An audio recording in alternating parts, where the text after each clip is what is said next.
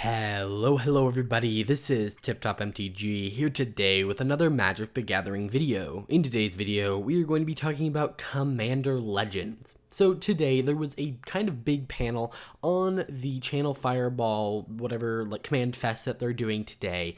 And with that, they revealed a bunch of information about Commander Legends and Commander Collection Green. Now, this is the Commander Legends video. I'll be doing a separate video talking about Commander Collection Green. You guys should check that out. But in this video, we're going to talk about all the details that they talked about, talk about some awesome spoilers that they revealed of new commanders, and just really break down everything and my thoughts on that. There are some pretty crazy reveals, so why don't we just jump into it? So the format of this video is a little bit different. It's essentially my notes from the video, just because they talked about so much, it's easier just to go over notes. So let's start off. So this is kind of just the main details about the set. So a lot of the discussion was how much of Commander Legends is going to be new cards. Is it just the new Legends? Whatever. But what they revealed is that there are more new cards than Battle Bond as a percentage. And actually, they talked about the set is pretty big. That way, when you're drafting it, it still feels like Singleton. Even though the rules for draft are a little bit different, we'll talk about it here. So, the set can pull from anywhere, any place, at any time. This is very similar to Commander decks, Modern Horizons, and core sets.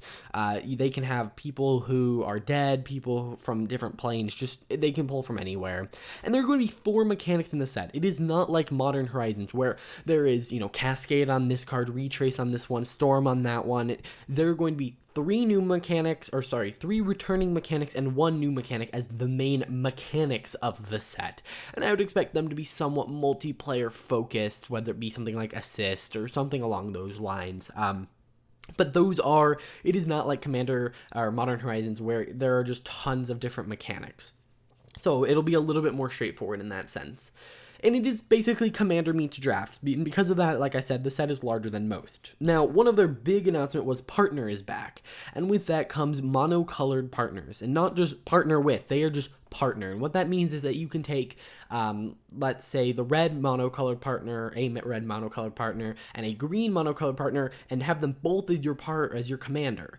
And this allows your deck to be both red and green. And we already have a set of 10, or is it 10 or 20? There's a decent amount of multicolored ones that are 2 different colors, but now we have a bunch of monocolored ones. And they said a big reason for that was, well, in draft, you still have to follow color identity. So, it's very difficult for them to, for you to draft if you have to pick a legendary and then maybe you want to switch because you're not getting enough of that color. So I think it makes a lot of sense. Now, there's going to be a preview event, which is going to be similar to pre-release, and that'll have alternate art version of Sengir, and we'll talk about that here in a second. But there are 71 new legendaries. 41 of them are monocolored partners. Yes, 41 of the new legendaries are partners that can partner with each other, with the 2 color partners. There are over, I think they said, 1,500 partner combinations, which is utterly insane. There are 30 non-partner 2 or 3 color legends, so every single monocolored partner, or monocolored commander that's new in the set is a partner. And then there are about 30, I think they said exactly 30 non-partner 2 or 3 color legends, so no new 4 color legends. So yeah, that's interesting. And they said expect it to be more expensive than a normal booster, but less than a Masters. So I would put it at around $6 to $8, which is still more than I would have liked. But because you're getting 20 cards, I guess they can kind of justify it. Next, we have how to draft. So if you wanted to draft these, because this is supposed to be, Commander that you can draft, you draft 3 20-card packs. You get there are 2 legends and a foil per pack. You can also play sealed, so you can just open up I think 6 packs. I don't know how many packs you'd normally open in this case. Because of color identity, they say you might want to add a few more in. And then you take 2 cards per pick. Not just the first time like with Double Masters, but every single time you are drafting cards, you take 2 cards. And they say that because, first off, you need to make sure you're getting your colors. Second off, Commander is much more synergistic. Now, in terms of the game rules, there's 60 card decks, 40 life, color identity, and commander damage. The only super big difference here is this obviously 60 card deck and the singleton rule.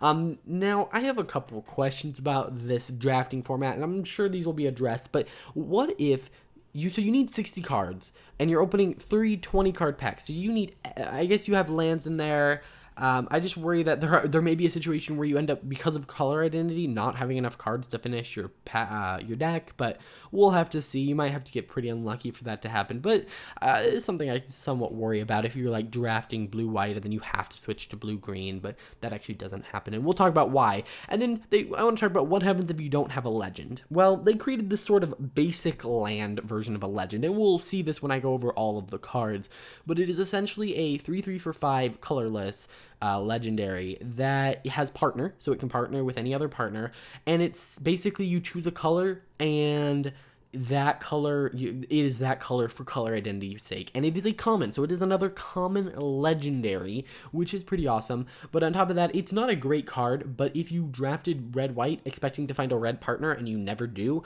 well, then you can use this in the draft without ever drafting it, similar to a basic land, and we'll talk more about that when it pops up. But that's generally the idea, is if you don't draft any legends and your deck is green-blue, you can have 2 of those cards, because the singleton rule doesn't apply, have one of them be green, one of them be blue, and you're essentially just playing now singleton draftish. So yeah. Next we have, they're talking about booster fun. So yeah, they're not leaving this product untouched by the booster fun, wave of stuff. So basically, all of the legendaries will have this special treatment.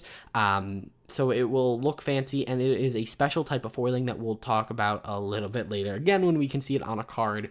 But it is in Commander Legends. There are going to be extended art versions of all rares and mythics, and there are a couple of them that were handpicked by them to be, extended. So extended normally, for every single standard set, extended art cards are just every rare and mythic have their art stretched to the sides.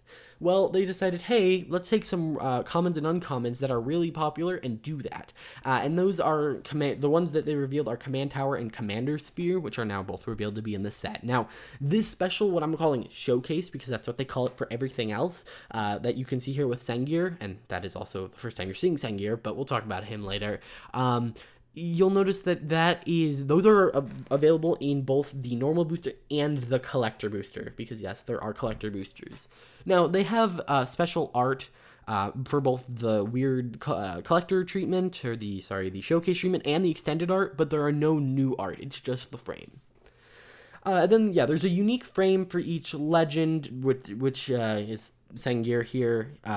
Then there is 32 popular legends from Magic's history in the main set, and they're only found in etched foil. So there are 32 really popular commanders that can be found in the main draft boosters, but they're only found in foil, and only in the etched foil, which is basically, you'll see it here, but they're going to pick 32 popular cards, reprint them, so they're a little bit cheaper. I think that's nice. And I like the fact that it is in the normal booster. I don't know how that affects draft too much, but that does mean there are over 100 legendary creatures in the set. So, yeah. And then they use Prosh, Skyrider, Kerr as their example there. And then collector boosters are a thing. They're the only place to get your extended arts, and they are etched foil. The etched foil, cards are in both. By the way, because there are so many talking points, I can't spend too much time on each thing, so if you have any questions whatsoever, just leave them in the comments. I will reply. Next, we have their Q&A, so they're just some random facts about the set. There are going to be no double-faced cards in the set, so sorry, werewolves. There will be at least one Kithkin. There are some downshifting for Pauper.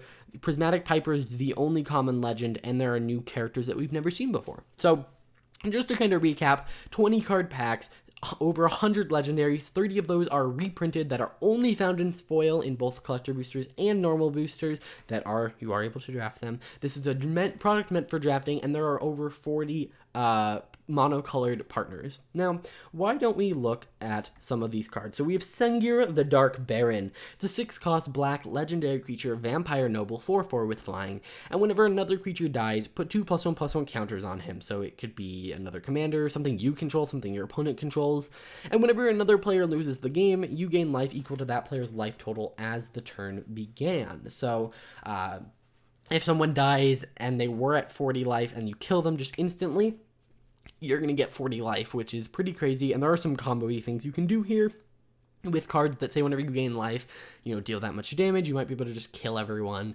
And then it has partners, so the idea here is if you find a commander that can die and come back easily, you can partner it with Sengir, and boom, now you have ways to put lots of counters on him. Next we have Helena, Kessick Ranger, who is, by the way, an uncommon legendary. It's a 4-cost green legendary creature, human archer, 3/4 with reach. And whenever another creature enters the battlefield under your control, you may pay 2. When you do, that creature deals damage equal to its power to target creature. So it's very removal heavy, kind of not what you're expecting in green. And it has partner. Helena, Kessick Trapper is a 5-cost red legendary creature, human scout, 4/3 with first strike, and you can tap and add an amount of mana, of red mana, equal to the greatest power among creatures you control that entered the battlefield this turn. So if you play a 5/5, you can tap this for 5 mana. And what's interesting here is this green legendary is acting a little bit more red with its removal, and this red legendary is acting a little bit more green with its ramp, which I'm not a huge fan of, but you know what, it's fine. Partner these together, they both want really big creatures. Pretty awesome. Next, we have the Prismatic Piper. So this is what I was talking about before. 5 cost 3/3, and if it is your commander, choose a color before the game begins, and it is the chosen color. So just interesting. It is a shapeshifter, but that's its only creature type. There's what you can basically put in your deck for free. Next, we have Keeper of the Accord, which is an amazing white card. It's a 4-cost white creature, human soldier, 3/4. And at the beginning of each opponent's end step, if that player controls more creatures than you, create a 1/1. So basically, at each end step, so if you have 0 creatures and each of your opponents has 3, 4, then, on one person's end step, you get a 1/1. Next person's end step, you get a 1/1, which can be really nice if you have to keep using these 1/1s to chump. Then it says at the beginning of each opponent's end step, if that player controls more lands than you may search your library for a basic plains card, put it onto the battlefield tapped, and then shuffle your library. So if you're behind on mana during each opponent's end step, you're going to get to ramp. Now, only with basic plains, but here's the idea here, right? Say you're playing against 3 other decks that like to ramp like crazy. You're ramping 3 every turn and spending no mana to do that. But you can never get ahead of your opponents this way. So I think it feels very white in its application and all that, so I really like it. Next, we have the Prosh. So I'm not really going to talk about the card because it's already in the format, but you'll notice the etched foiling. It's like specks is what it looks like to me. So yeah, that's what that is going to kind of look like. And then we have we have a rare land cycle, and there are 5 of them, and they are the opposite battle lands. So battle lands enter the battlefield tapped unless you have 2 or more opponents, and there were only 5 of them, and they were printed in Battle Bond. Well, here they're printing the other 5. I only have this one here, but yeah, so we have like white, black, red, blue, those ones. So yeah, that's pretty exciting. Those are really awesome cards for Commander. And that's it for this video. So there was a lot of details. I'm sure that I didn't explain something well. If you guys have any questions, just leave them down below. And keep an eye out for my video covering Commander Collection Green, where I talk about all the reprints, what they're worth, my opinion on it, because they revealed everything. So yeah, I will see you guys in the next one. Bye.